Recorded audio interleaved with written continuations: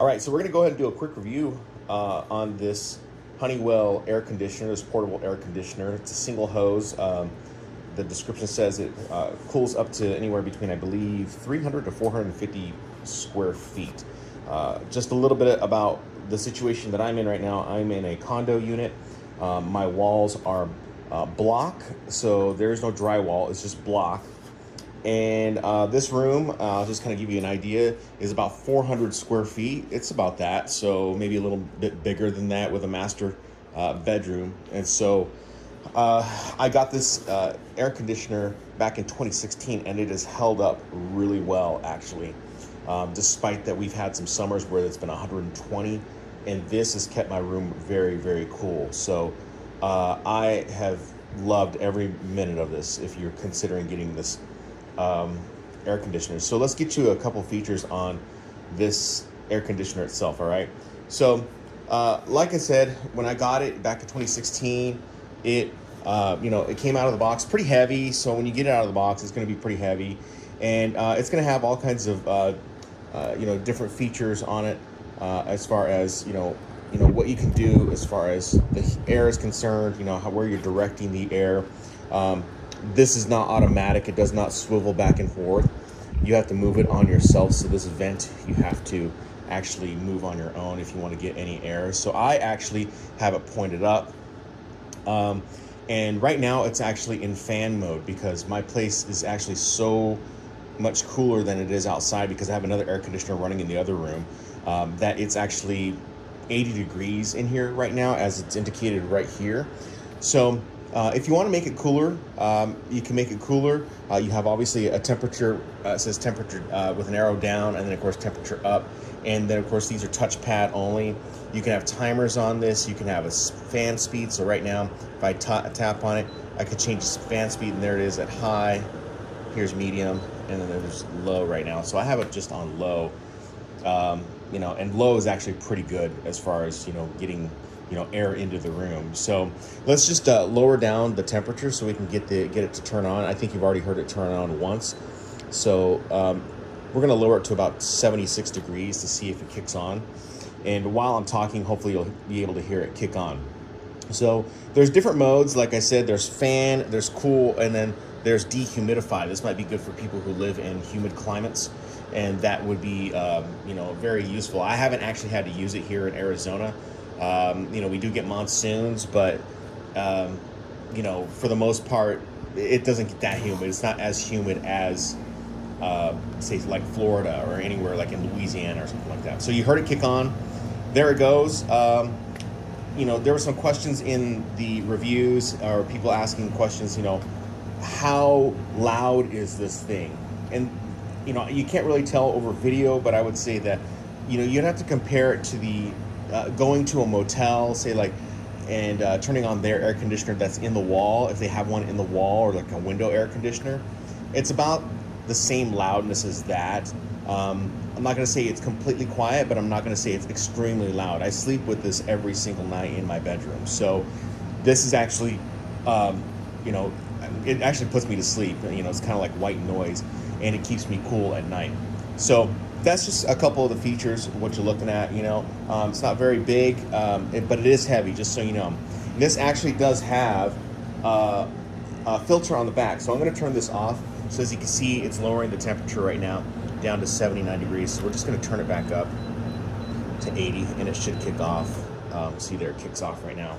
So we're at 82, and I want to show you the filter on it. So let's turn it off. Actually, we'll turn it off, and make sure when you do turn it off that you don't restart it over again, because you can damage the unit that way. All right.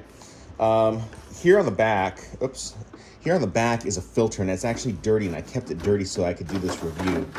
And you can see it's actually very, very dirty. And so what you can do is you can actually take this over into the bathroom, and see it comes off pretty easy, but you can take this into the bathroom and you can clean it off, and it's a lot easier to clean off whenever you wash it. But you can see there's a lot of dirt and crap that comes into the air conditioner. So it's very important that you keep the filter clean, so that you aren't making the coils on the back. You're not actually having the coils back here catch any of that dirt, because it will work hard if it's not cleaned. And so I try to clean this as much as possible. And every year I try to go in and I try to actually, clean the coils. I actually open it up and I clean everything out of it so that I make sure that there's no dust in there so that it actually performs at the best shape. Like I said, I've had this since 2016, all right? And I'm in an environment where it's very dusty, very hot, and there's a lot of stuff floating around. But for the most part, this filter right here is going to do the job. It's going to not necessarily purify the air, but it's going to keep all the dust and most of the dust and the crap from floating in the air. So you want to definitely clean it out and put it under some water, and it will wash it out and make it a little easier. Okay, so for right now, I'll clean that a little bit later, but it's very easy. And you just put it in, and there it is. Now, here it is a single hose.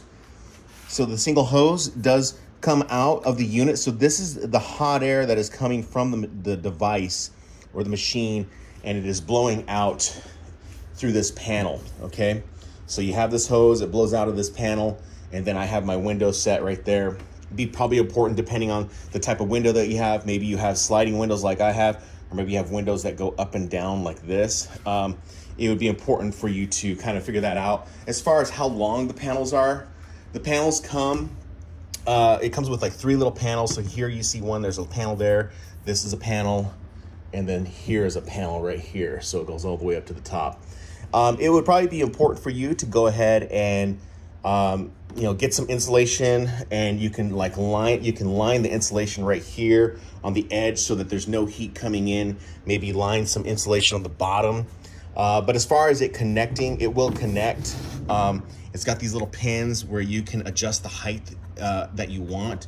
And I think there's another one on the other side right here. Yeah, you can see it's right. I don't know if you can kind of see it there, but there's a little pin that's right there. So it'd probably be good if you got some insulation. It'd be good if I probably got some insulation. And then close it. You can already feel the hot air from outside coming in. But then you close it, and then another thing that you might want to do is get some locks.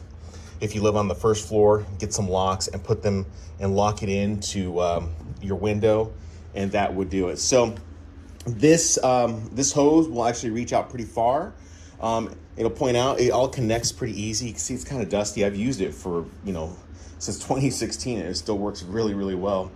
And for the most part, I mean, that's it. I mean, it will keep you cool pretty much for most of the night. If you don't live in as dry of climates as I do, this will work out really perfect. It'll keep like a 400 square foot room nice and cool. Especially if, say you're like a night worker like I am, you need something like this, especially in the summer. And then what I end up doing is I actually have blackout curtains. And so one of the things that you can do with blackout curtains, I don't know if it's, it's as efficient or anything like that. One thing you can do with the blackout curtains is you can wrap this over like this, because the tube or the hose gets hot from blowing out the hot air from the motor. And so that heat can be emitted back into the room, and it just makes it harder to cool. So I typically, put this over the hose. You can actually get real insulation. They sell that on Amazon. Get real insulation and just insulate the actual hose itself to keep the heat from coming in. But for the most part, you should get a nice cool room.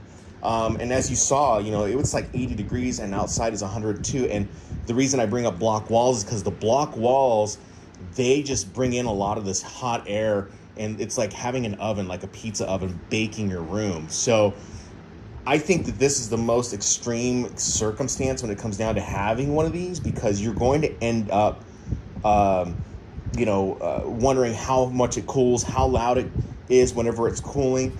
So you know that it will cool a room that has block walls. It is somewhat loud, but not like crazy loud. Just compare it to a hotel air conditioner or a window unit that you've ever stayed in, or a motel, I would say. Not a hotel, but a motel.